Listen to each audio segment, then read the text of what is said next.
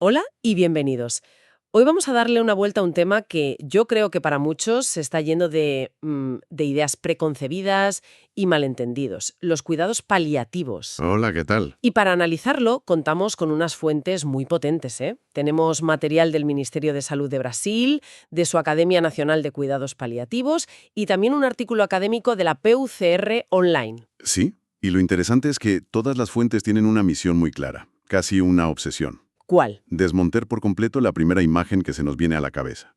Porque tú dices cuidados paliativos y la mente pues salta de forma casi automática al final de la vida. Totalmente. Pero lo que vamos a ver hoy es que se trata de una filosofía de cuidado mucho más amplia, mucho más activa y, fíjate, hasta esperanzadora. Y todo, ¿eh? Todo empieza con una palabra latina que es potentísima. Sí, eso me fascinó.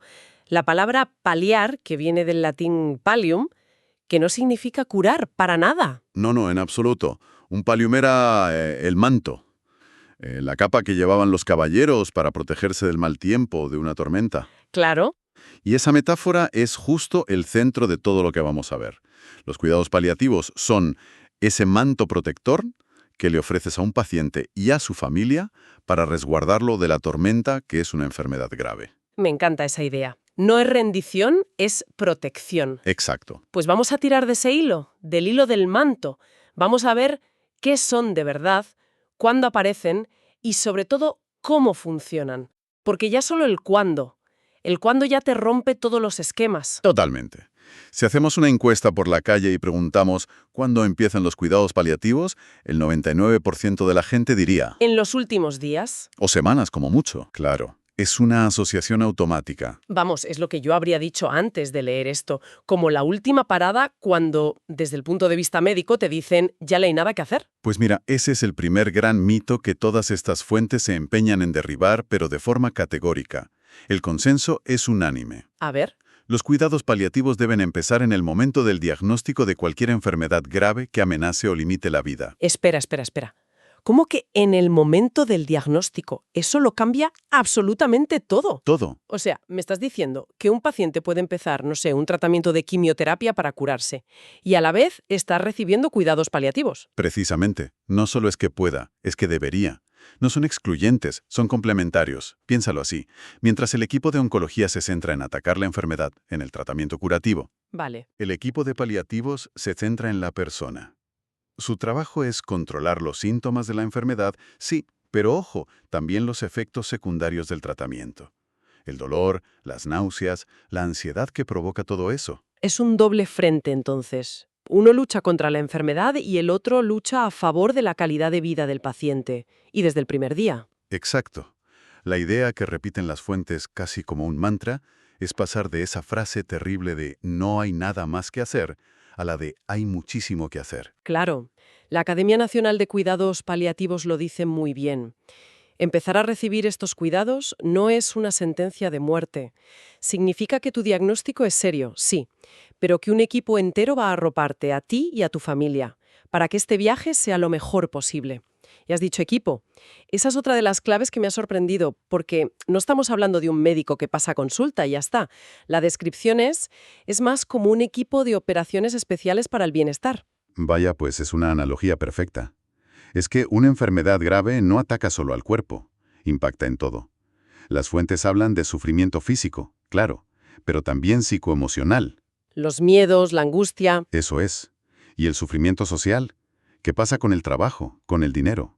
Y el espiritual, las grandes preguntas que surgen. Ningún profesional, por muy bueno que sea, puede abarcar todo eso solo. Entonces, ¿quién forma parte de ese equipo de operaciones especiales? Pues es una alineación de lujo, ¿eh? Tienes al médico paliativista y al personal de enfermería, que son, vamos, los cracks del control de síntomas. Pero es que a su lado trabajan psicólogos, fisioterapeutas, terapeutas ocupacionales, trabajadores sociales. Para un momento. Has dicho psicólogo. Un psicólogo desde el principio. Yo siempre he pensado que era un recurso para el final, para el duelo. Muy buena observación. Y es otro cambio de mentalidad brutal que proponen. El psicólogo está ahí desde el shock del diagnóstico. Ayuda a manejar la ansiedad, los miedos. Trabaja en lo que llaman el duelo anticipado. Duelo anticipado. Sí, es el proceso de ir asimilando las pérdidas que la enfermedad va a suponer en tu vida, incluso si te curas. Es un cuidado preventivo. Y a todos ellos se suman capellanes o asesores espirituales, si la persona quiere, claro. Entiendo. Volviendo a la metáfora del pallium, del manto. Cada uno de estos profesionales teje un hilo de un color distinto. Esa es la idea. Y para que ese tejido sea fuerte y no un lío de hilos, se usan herramientas muy concretas. El artículo de la Pucres Online habla de una que me parece fascinante, la Palliative Performance Scale, la PPS, que no es la típica ficha médica, por lo que veo. No, que va. Es una forma de objetivar el cuidado. La escala mide el estado funcional del paciente. Si puede caminar, si puede trabajar, si se puede cuidar solo. Al vigilar esa puntuación, el equipo deja de ser reactivo, de apagar fuegos. Pasa a ser proactivo, justo. Les permite ver con números si la capacidad de esa persona para vivir su vida está bajando. Y así se pueden adelantar a la crisis. Claro, por ejemplo, si ven que la puntuación baja, pueden pensar, ojo, que pronto va a necesitar ayuda en casa o una cama adaptada.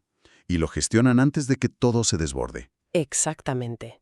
Se anticipan, planifican, y eso, para una familia que está viviendo un estrés brutal, te aseguro que marca una diferencia abismal. Vale, es una red de seguridad impresionante. Pero a veces me pregunto si estas cosas no se quedan un poco en la teoría. Todo ese equipo, esa planificación, en el día a día, en la práctica, ¿en qué se nota? Si yo soy la paciente, ¿qué voy a sentir de diferente? Pues mira, para empezar vas a notar que tu dolor o tu falta de aire o las náuseas no son un problema secundario. Un efecto colateral inevitable. Eso es. Aquí son la prioridad número 1. Las fuentes hablan de un control impecable de los síntomas. Y eso implica usar la medicación de forma experta, incluyendo los opioides, que a menudo están rodeados de tanto miedo, para que estés lo más confortable posible. Eso ya es un mundo. Pero el sufrimiento, como decías antes, no es solo físico. Claro. Y ahí es donde el equipo funciona como una orquesta. A la vez que el médico te ajusta la medicación para las náuseas, a lo mejor el psicólogo del equipo se sienta contigo a hablar del miedo que te da esa pérdida de control. Ya. Y mientras, el trabajador social ya está mirando cómo adaptar tu casa o si se pueden ajustar tus horarios de trabajo para que la fatiga no te impida hacer lo que te gusta. O sea, no son 3 visitas separadas. Es una sola intervención coordinada que ataca el problema desde todos los frentes a la vez. Exacto. Y el tercer pilar que lo une todo, que las fuentes señalan como absolutamente crucial, es la comunicación. Una comunicación eficaz. Es lo que cose todos esos hilos del manto. El equipo se asegura de que hay un diálogo abierto, honesto, sobre la enfermedad, sobre el pronóstico, sobre las opciones. Entiendo. Se trata de que la persona enferma y su familia se sientan parte del proceso, que tengan poder de decisión. Sí, y no meros receptores pasivos de información médica que muchas veces ni se entiende. Y esa comunicación nos lleva a un concepto que menciona la fuente del Ministerio de Salud de Brasil, que me parece de una importancia, capital. El respeto a la autonomía del paciente. Darle voz hasta el final. Justo. Y fíjate, no es solo una declaración de intenciones. Se lleva a la práctica con herramientas concretas, como el planeamiento anticipado de cuidados o las directivas anticipadas de voluntad. ¿Y eso qué es exactamente? Pues básicamente es sentarse con el paciente, con tiempo, con calma, y preguntarle, ¿qué es importante para ti? Si en el futuro la cosa empeora y no puedes decidir qué quieres que hagamos, ¿hay algún tratamiento que no querrías de ninguna manera? ¿Dónde te gustaría estar en tus últimos días? Es increíblemente profundo. Se trata de asegurar que los deseos de esa persona se conozcan, se dejen por escrito y, sobre todo, se respeten. Es que pensar en eso te obliga a preguntarte qué valoras de verdad en la vida. Da un poco de vértigo, sí, pero también es un acto de control sobre tu propia biografía que es tremendo. Es la máxima expresión del cuidado centrado en la persona, no en la enfermedad. Y aquí es donde las fuentes brasileñas dan un giro que a mí me dejó alucinado. Van más allá de la medicina. Sí, y se meten en un terreno que lo cambia todo. Los derechos humanos. A mí me pasó igual, me quedé helada al leerlo. La Política Nacional de Cuidados Paliativos de Brasil no habla solo de formar a médicos o de tener acceso a fármacos, va mucho, mucho más allá. Muchísimo más. Es que lo que proponen es radical. Una de sus directrices explícitas es el enfrentamiento del racismo, de la aporofobia, que se lo dio a la gente pobre, y del capacitismo, la discriminación a personas con discapacidad. Vamos a pararnos un segundo aquí, porque es muy fuerte. ¿Cómo se aplica eso en la práctica a los cuidados paliativos? Pues lo que hace esa política es reconocer algo muy incómodo, que el sufrimiento no se reparte por igual, que las barreras para acceder a un cuidado digno son mucho más altas para unos que para otros. Claro, obliga al sistema a preguntarse, ¿le estamos controlando el dolor igual de bien a una persona sin hogar que a una con recursos? ¿Tenemos en cuenta las barreras culturales de las comunidades indígenas? ¿Estamos asumiendo que la vida de una persona con una gran discapacidad vale menos? Es un enfoque de justicia social aplicado directamente al final de la vida. Es decir, que morir bien no puede ser un privilegio, tiene que ser un derecho. Exacto.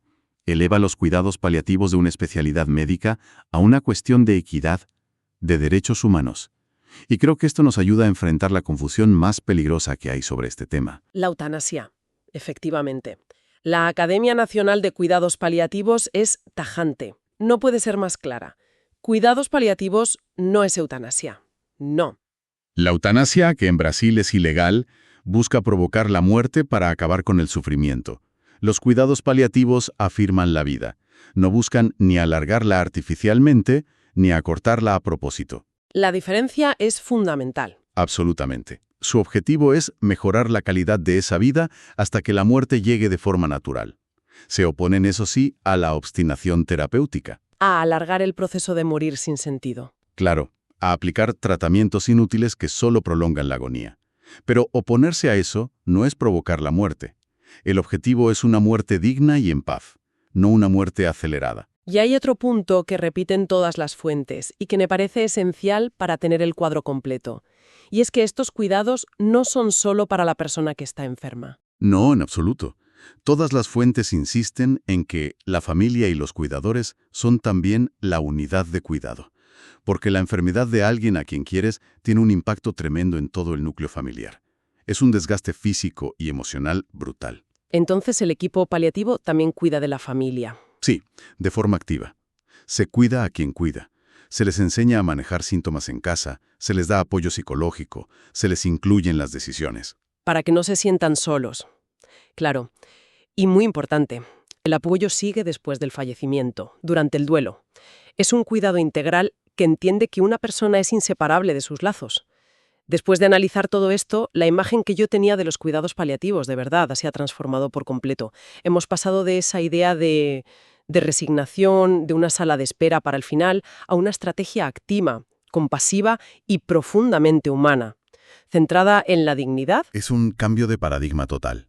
Un movimiento que va de la obsesión por curar la enfermedad a centrarse en cuidar a la persona que la padece, con toda su complejidad. Sí. Es afirmar que el cuidado es un valor fundamental, no el último recurso cuando la tecnología ya no puede hacer más. Y para terminar, hay un concepto que la política brasileña solo menciona de pasada, pero que a mí se me ha quedado grabado: las comunidades compasivas. Es una idea preciosa, sí. Son redes de vecinos, de gente de la comunidad que se organizan para apoyar a las personas que están enfermas y a sus familias. Van más allá del sistema sanitario. Y eso nos deja una reflexión final que lo trasciende todo. Porque si los cuidados paliativos son ese pallium, ese manto protector, las fuentes nos enseñan cómo tejerlo a nivel profesional. Pero esta última idea nos lanza una pregunta a todos, ¿no? Nos pregunta qué papel podemos jugar como sociedad, como vecinos, como amigos. ¿Cómo podemos contribuir cada uno a tejer ese manto de apoyo colectivo para quienes, cerca de nosotros, se están enfrentando a esa tormenta? Nos interpela, en el fondo, a no mirar para otro lado.